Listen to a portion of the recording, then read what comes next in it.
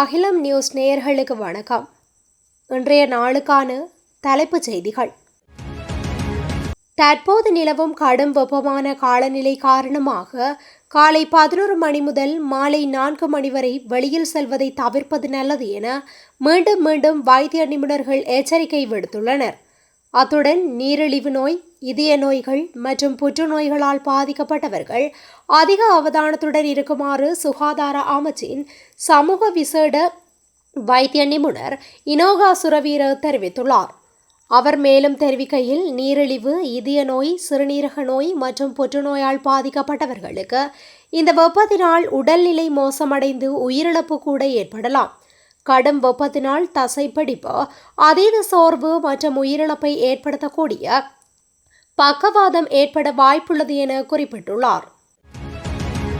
நாட்டில் அண்மை காலமாக குறுஞ்செய்திகளூடாக முன்னெடுக்கப்படும் நிதி மோசடிகள் மற்றும் சைபர் தாக்குதல்கள் கணிசமாக அதிகரித்துள்ளதாக தெரிவிக்கப்படுகின்றது.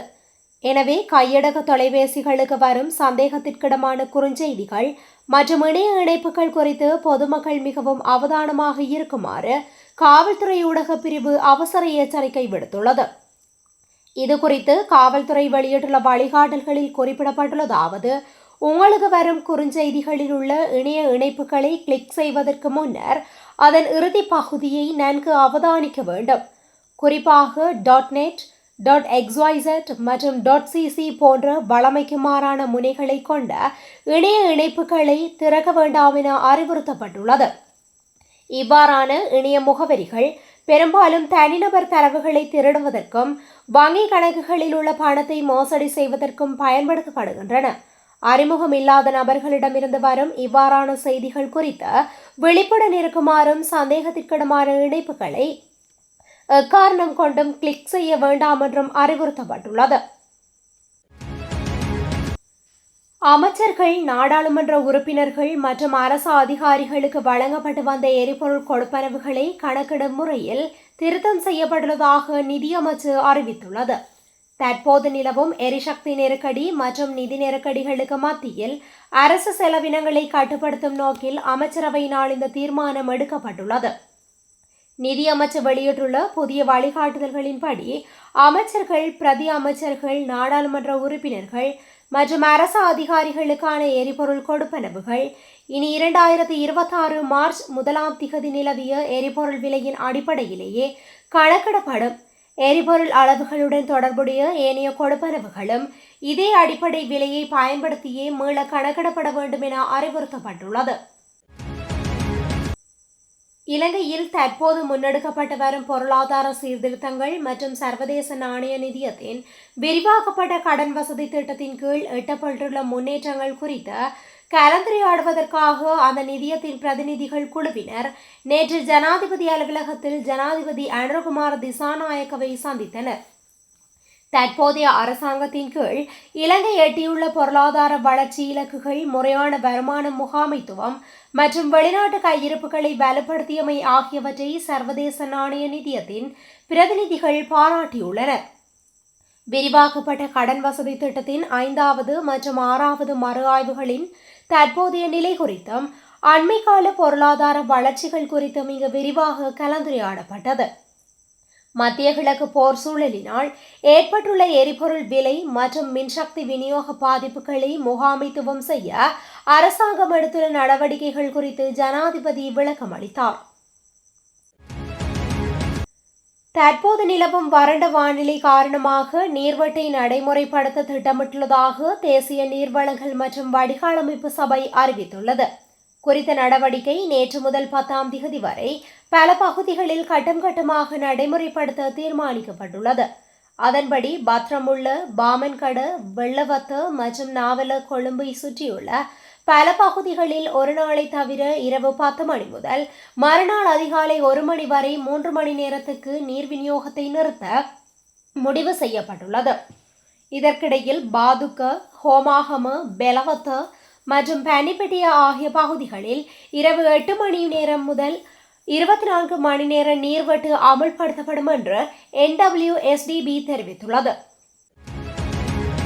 தற்போதைய வானிலை மற்றும் காலநிலை மாற்றங்கள் எதிர்காலத்தில் ஏற்படக்கூடிய எல்னினோ நிலைமை மற்றும் சிறுபோக பயிற்சிகை ஆரம்பிக்கப்பட்டுள்ள நிலையில் மேற்கொள்ளப்பட வேண்டிய நீர் முகாமைத்துவம் குறித்த கலந்துரையாடல் ஜனாதிபதி அனுரகுமார திசாநாயக்க தலைமையில் நேற்று பிற்பகல் இடம்பெற்றது. இந்த கலந்துரையாடல் ஜனாதிபதி அலுவலகத்தில் இடம்பெற்றது.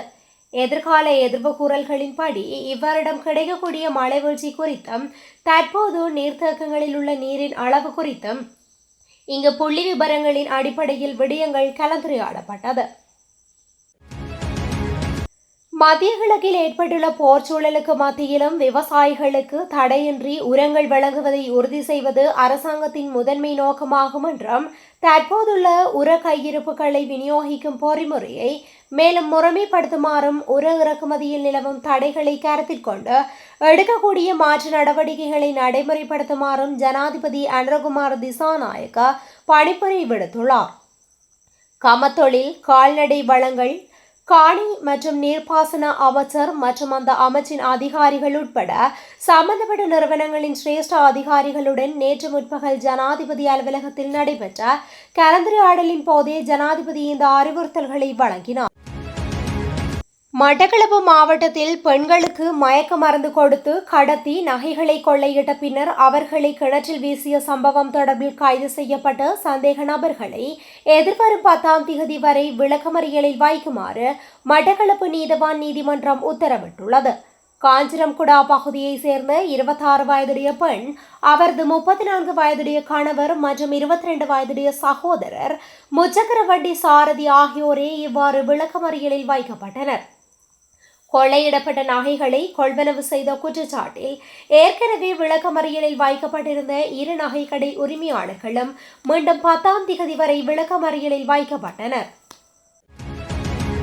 பிறப்பு சான்றிதழ் இல்லை என்ற காரணத்திற்காக எந்தவொரு பிள்ளையையும் பாடசாலையில் சேர்க்காமல் இருக்க முடியாது என பெண்கள் மற்றும் சிறுவர் விவகார அமைச்சர் சரோஜா சாவித்ரி போல்ராஜ் தெரிவித்துள்ளார்.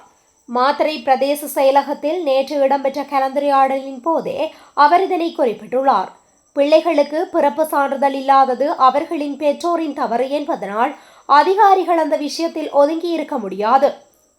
பதிவு திணைக்களத்தின் மூலம் பிறப்பு சான்றிதழ்களை வழங்கும் நடைமுறை முடியும் வரை அத்தகைய அனைத்து பிள்ளைகளும் பாடசாலைகளில் சேர்க்கப்பட வேண்டும். பிறப்பு சான்றிதழ் இல்லை என்ற காரணத்திற்காக எந்தவொரு பிள்ளையையும் பாடசாலையில் சேர்க்க மறுக்க முடியாது என அனைத்து வலய கல்வி பணிப்பாளர்களுக்கும் அறிவுறுத்தல் வழங்கப்பட்டுள்ளது. செல்லுபடியாகும் பதிவு உரிமங்கள் இல்லாமல் வாகனங்களை வைத்திருப்பதற்காக 3 நபர்களை குற்றப்புலனாய்வு அதிகாரிகள் கைது செய்துள்ளனர். போலி ஆவணங்களை பயன்படுத்தி வாகன கடத்தல் நடவடிக்கையில் ஈடுபட்ட சந்தேக நபர் குறித்த விசாரணையின் போது இந்த கைதுகள் மேற்கொள்ளப்பட்டதாக போலீசார் குறிப்பிட்டுள்ளனர். சந்தேக நபர்கள் மீகஹாவாத் பகுதியில் கைது செய்யப்பட்டனர்.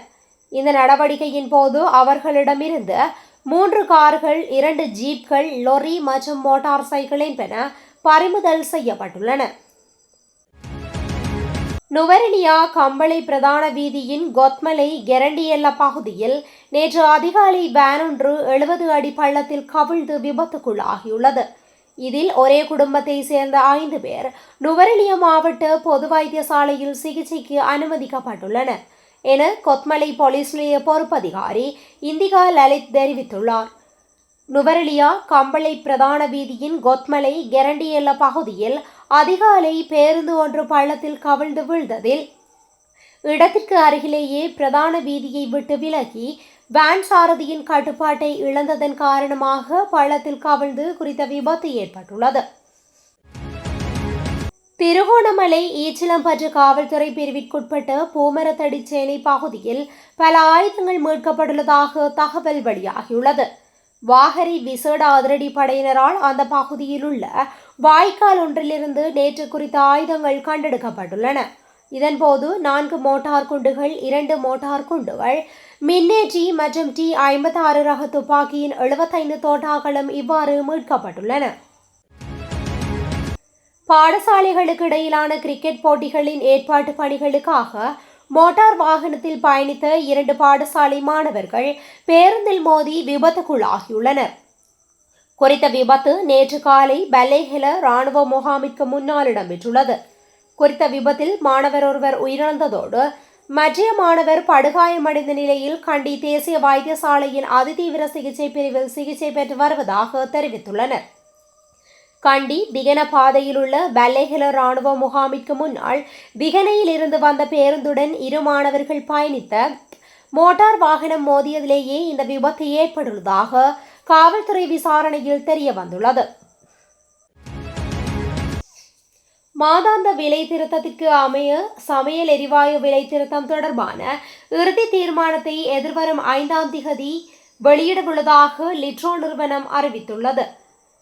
ஏப்ரல் மாதத்திற்கான எரிவாயு விலை திருத்தம் தொடர்பில் ஊடகம் ஒன்று வினவிய போது அந்த நிறுவனத்தின் தலைவர் சன்ன குணவர்த்தன இதனை குறிப்பிட்டார். அதன்படி புதிய விலை திருத்த பட்டியல் நிதி அமைச்சுக்கு சமர்ப்பிக்கப்பட்டுள்ளதாகவும் அவர் மேலும் சுட்டிக்காட்டினார். இந்த நிலையில் நிதியமைச்சின் அனுமதி கிடைத்தவுடன் புதிய விலை திருத்தம் அறிவிக்கப்படும் எனவும் லிட்ரோ நிறுவனத்தின் தலைவர் கூறியுள்ளார். அதுவரையில் தற்போது விற்பனை செய்யப்படும் விலையில் எதுவித மாற்றங்களும் ஏற்படாது எனவும் அவர் மேலும் தெரிவித்துள்ளமை குறிப்பிடத்தக்கது. இத்துடன் இன்றைய நாளுக்கான தலைப்புச் செய்திகள் நிறைவடைகின்றன. தொடர்ந்தும் இதுபோன்ற செய்திகளை உடனுக்குடன் அறிந்து கொள்ள அகிலம் நியூஸுடன் இணைந்திருங்கள். நன்றி, வணக்கம்.